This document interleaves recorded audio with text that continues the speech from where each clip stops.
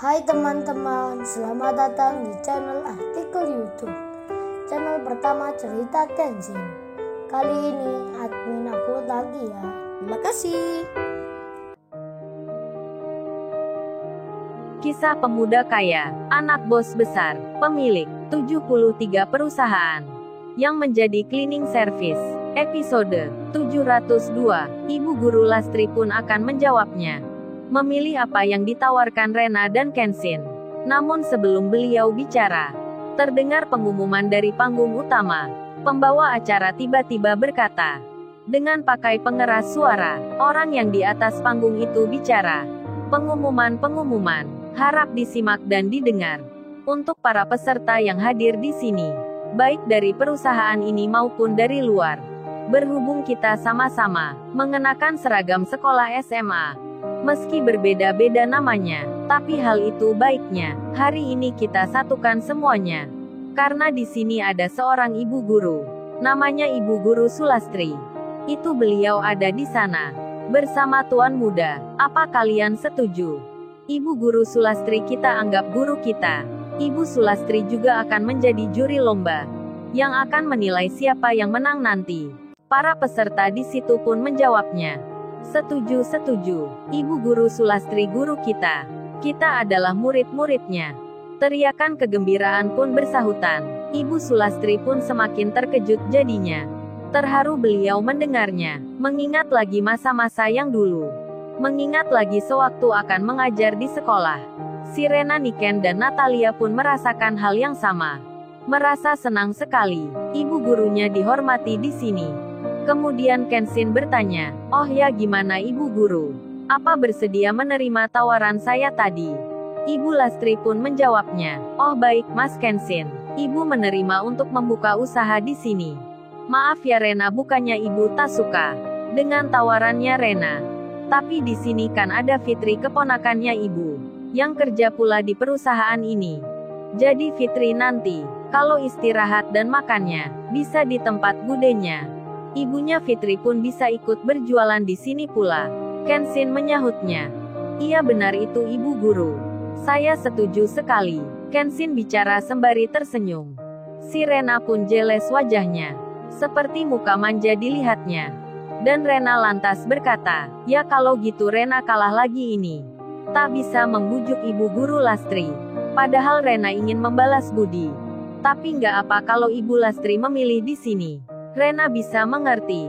Ibu Lastri pun memeluk murid-muridnya. Si Rena, Niken dan Natalia sangat senang sekali. Kemudian pembawa acara lomba bicara. Berkata pakai pengeras suara lagi. Meminta agar Ibu Guru Sulastri untuk berdiri di panggung utama. Memberikan sambutan bagi peserta, serta menjadi panitia lomba. Si Rena, Niken dan Natalia pun mengantarnya. Mereka berjalan bersama-sama. Sedang Kenshin masih berdiri dengan Pasapari, sopir angkutan tua yang kini jadi karyawan perusahaan.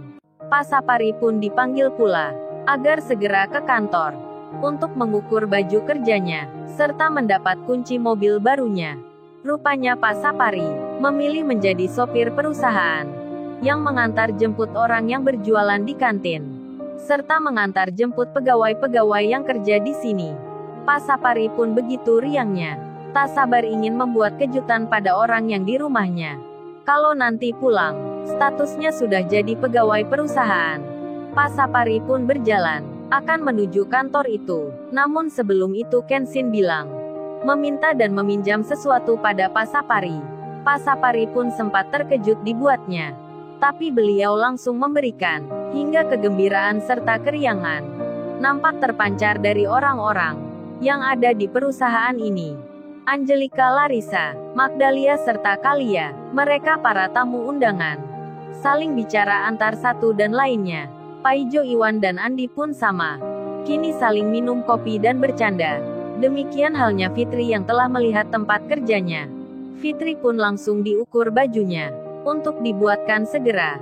Kemudian tiba-tiba di tengah lomba, cuaca mendung pun bergelayut. Langit menjadi gelap, langsung saja turun hujan. Hujan yang datangnya tak berpamitan. Tiba-tiba mengguyur begitu derasnya. Kenshin pun sampai berteduh. Berteduh masuk di angkutan tua. angkutan tua yang berhenti di tengah-tengah. Si Rena, Niken, dan Natalia tak melihatnya, karena mereka tadi saling sibuk bicara. Begitu halnya dengan ibu guru Sulastri, Larissa dan Elisa. Demikian juga Iwan dan Ririn. Tak melihat Kenshin yang masuk mobil tua itu. Hanya Kaori yang melihatnya, Kenshin yang ada di situ. Kaori pun lalu berjalan. Dengan sedikit berlari Kaori menghampiri. Tak pakai payung Kaori pun kehujanan. Kenshin yang melihatnya pun langsung keluar dari mobil tua. Jaketnya dipayungkan ke Kaori. Dipayungkan ke mereka berdua. Sontak saja banyak mata yang melihatnya. Melihat Kenshin dan Kaori, yang berada di dekat mobil tua. Sedang dalam kehujanan, lagi berteduh di bawah jaket berdua.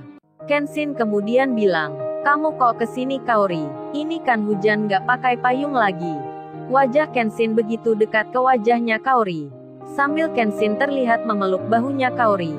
Waduh, gak sadar apa sih mereka? Kalau di sini lagi banyak orang yang melihatnya. Terutama Kenshin yang banyak wanita. Wanita di sini yang diam-diam menyimpan rasa. Kan bisa cemburu melihatnya. Larissa, Elisa, Angelika pun memandangnya. Rena, Niken, dan Natalia pun sama. Kemudian Kaori menjawabnya. Kan hujan gini aku udah biasa. Memang kenapa kamu gak berteduh di sana? Kenshin menyahutnya. Aku mau mengambil roti Kaori. Aku kemarin memesan di restorannya Rena. Rena teman SMP-ku. Ini aku rencana mau ke sana. Dengan naik angkutan ini. Aku ingin merasakan gimana mengemudi angkutan itu. Kenshin tersenyum. Kaori menjawabnya. Kamu say sukanya mencoba-coba saja. Penasaran dengan yang dilihat. Kalau gitu aku ikut juga ya say. Naik angkutan bersama kamu. Mengambil roti ke tempatnya Mbak Rena. Kenshin tersenyum dan mengiyakan. Hingga mereka berdua pun berjalan masuk ke dalam mobil tua. Kaori ada di sampingnya Kenshin. Kenshin yang mengemudi. Mereka berdua berbaju sekolah. Sekolah SMA yang berbeda namanya. Tentu saja hal itu masih menjadi pusat perhatian akan orang-orang yang melihatnya. Rupanya Kenshin tadi meminjam kunci mobilnya Pak Sapari. Hingga Pak Sapari sempat dibuat terkejut. Dan kini Kenshin dan Kaori menaiki mobil angkutan tua bersama. Berjalan keluar perusahaan. Akankah di jalan nanti mereka menemui masalah? Atau baik-baik saja? Nantikan episode selanjutnya. Terima kasih.